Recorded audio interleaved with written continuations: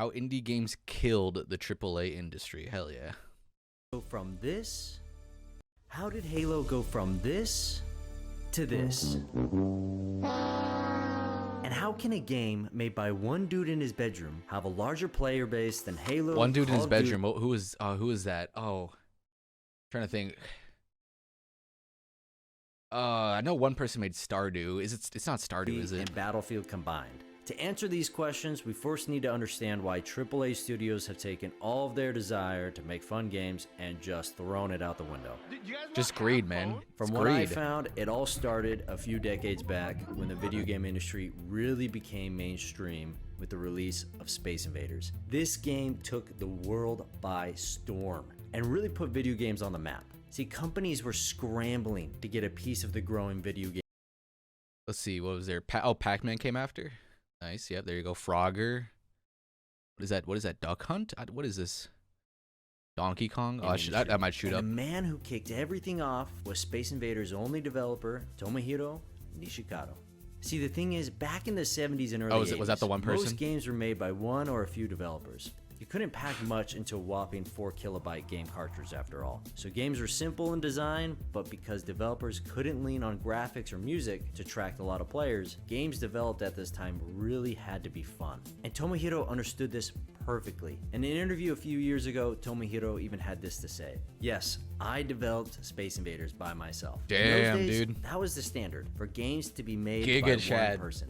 Today, however, that work and development is so divided and specialized What a that one Giga Chad, person dude. can't Holy, really see the whole holy picture. cannoli. In that sense, I Chicken think and developers ravioli. need to go back to the beginning. Although Tomohiro doesn't fully explain what he means by beginning, what I interpret his words to mean is to get back to where each team member understands the vision of the game they are working to create. The video game industry wouldn't be the same without Tomohiro, and I believe he's a huge reason why gaming is what it is today. Space Invaders captivated millions around the world, causing people to fall in love with video games and ushering in the golden age of the AAA game. Over the next few years, technology for making games improved drastically, and games became more sophisticated, requiring more people for development. You couldn't just make a game on your own anymore. The industry was maturing and teams needed all sorts of talent and specialization to make games work. Game studios began expanding at an incredible rate to create more advanced games. So as the 80s and 90s progressed, we see less and less solo developers like Tomohiro producing these great games. Bungie is a great example of this. They only had 3 employees in the early 90s, and together the 3 of them went on to create a few successful games: Operation Desert Storm, Minotaur the Labyrinth of Crete, and Pathways into Darkness. But they were relatively small and simple. A few more employees were added over the years, and the company grew. Most of the employees were college students with nothing but the desire to make fun games, probably inspired by developers like Tomohiro. As Chris Butcher put it, the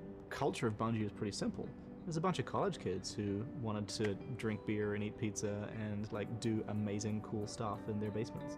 10 years after the launch of Bungie, 40 people were doing just that. And from the scrappy team nourished by pizza and beer, Halo. Yes, sir. Obviously, it exploded in popularity. It felt like Halo was the only reason most people bought an Xbox. Microsoft, of honestly, course, it's kind of only the reason why people still buy Xboxes. Money, talent, and resources were just thrown at Bungie to make Halo 2. But even though the team grew in size, the culture was still the same. The Bungie team was passionate about making the best game, and man, they did just that. Halo 2 was released and people lost their minds over it. I mean, it was national news. With the successful launch of Halo 2, Bungie was on a pedestal and people couldn't wait to see what would come next. It was a cultural phenomenon. Rolled around, and if you thought the hype for Halo 2 was big, Halo 3 was even bigger. The multiplayer, the campaign, and the community were on a whole new level. Insane game.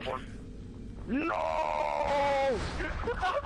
It was the pinnacle of gaming. So Bungie did it. They had set out to create some of the best games of our era and were ready to throw in the towel after Halo 3. The studio had achieved what it set out to do. They were ready to move on. It was really important to us to end on a high note with Halo 3.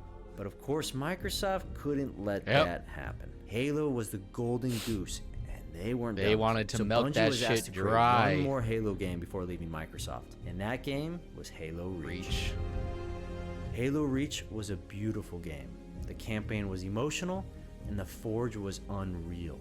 That said, I don't think Halo Reach was as good as Halo 3. Right? Don't get me wrong. I think it's a phenomenal game. I mean, it made $200 million on its launch day. To many, it was peak. I mean, you can't really judge on whether a game's phenomenal with how much it sells. Like there's still a lot of AAA games that obviously sell, you know, enough to make a profit, but are god awful, and that's why they keep making these AAA games. It's because they still sell. So I don't think judging a game by how it sells is gonna mark Halo. how good a game However, is. for me, I believe Halo Reach wasn't made with as much passion as the previous Halos because the team had already told the Halo story they wanted to tell. Players were pretty sad when Bungie moved on from Halo, but excited to see what they would do next. And as we watched Bungie give its farewell, Microsoft, behind the scenes, handed the Halo mantle to a new studio. Oh no. 343. Oh no. Only a year had passed since Reach, and it was announced that Halo 4 would be coming out in 2012. At the time, most of us didn't think about Halo 4 being made by another developer as being too big of a deal. We were just excited for more Halo. And on launch day, the hype clearly had a big impact on Halo 4. Oh, here we because go. It made $220 million. Players were eager to continue the story of Master Chief, but something was different. The gameplay was different. It just felt off. I mean, it looked like Halo, but it didn't feel like Halo. And only after a few months in, players started dropping like flies, flocking back to Halo 3 and Reach. At the time, players thought that maybe it was just a fluke. 343 was learning the ropes and got caught up in that Call of Duty hype. Halo 5 will be different. 343 learned their lesson. Halo 5 rolls around and it makes $400 million in its first 24 hours. So people loved it. God damn. Right? Nope. No co-op campaign, overly aggressive and competitive multiplayer, and no content at launch. How can a company screw up so many things that their predecessors, Bungie, had already paved the path for? Players at this point just hoped because they don't 343 was care. gonna They learn don't from have their the same mistake. passion. They would listen to the community this time and release a game that players really want. Surely. Bonnie Ross said 343 will do better and promised there will be a co-op campaign this time. The next Halo will be different. And I would say for any FPS going out forward, we will always have split screen in going forward. Well, that wasn't included in launch, and they said it was coming, and now inexplicably it has been canceled. Split screen co-op has been canceled in Halo Infinite. We have had to make the difficult decision not to ship campaign split screen co-op. Why? And take the resources that we would use on that and go after this list. And This list right here? What are we looking at here? A battle pass. Oh, hell yeah, dude. New maps. I mean, that could be good. Maps, new weapon, another battle pass, new equipment. Oh god, dude. and all these other things that we're going to talk about in just a sec. How can a company with 6 years of development, $500 million, make a game with such little content, so many bugs, a garbage progression system, and just be okay to release it? How can 343 screw up this much? It just doesn't make sense. We've heard many answers from the community. 343 didn't earn it. 343 doesn't like Halo. 343 is trying to turn a Oh yeah, I forgot about that. from the community. That's wild, 343 didn't dude. earn it. 343 We hired people who hated Halo. What the fuck? What the fuck? How does that make any goddamn sense, dude? Oh my god, dude. Oh, gaming industry. Oh, gaming in 2022. Oh, AAA. Why? 343 doesn't Indies like are Halo. only hope. 343 is trying to turn a party game into a competitive game. All valid answers. But you would think that if 343 really cared, they would figure out how to make a good Halo game. However, the main reason why 343 just can't make a good Halo game is because something about the company is fundamentally broken. Let's compare 343 to Bungie. So Bungie's entire company culture revolved around making the best game possible. This drove them to make Halo bigger and better each release. 343's focus, on the other hand, revolves around money and how they can make more of it. It's not just 343, man. That's like every AAA fucking company now. Loot boxes, DLCs, which I mean DLCs can be fine, but like, god Halo damn, game man. they It's just such a release cash grab has nowadays. less content and has gotten worse. Even indie games don't have problems with creating a progression system, yet multiverses and Splitgate just fucking blow Halo Infinite out of the water. You don't even have a progression system. It's easy to see the difference in quality between these two studios, but it's not as easy to see why there's a difference. And this is why 343 doesn't have the capacity to make a good game. The leaders of the company don't put quality of the game first. They put money first. And this culture of money first thinking trickles down to everyone. Even if you are a 343 developer that just loves Halo. Any reward as an employee only comes when your work is furthering the goal of making more money. What are Not these the best. colors, dude? These Only are dog comes shit. when your work is furthering the goal of making more money, not the best game. Yes. All the details are. I love it. This is the first time. Oh, so yeah. you're really hoping it doesn't crash, right? That's fantastic. Pogger, dude. I love loot boxes, dude. I love loot boxes, dude. Now, I haven't answered a very important question. Why wouldn't 343 prioritize making the best game? Won't that make you Because more they don't money need as a to. company? No, At they don't first need glance, to. This seems obvious. No. Make a good game, you'll make money.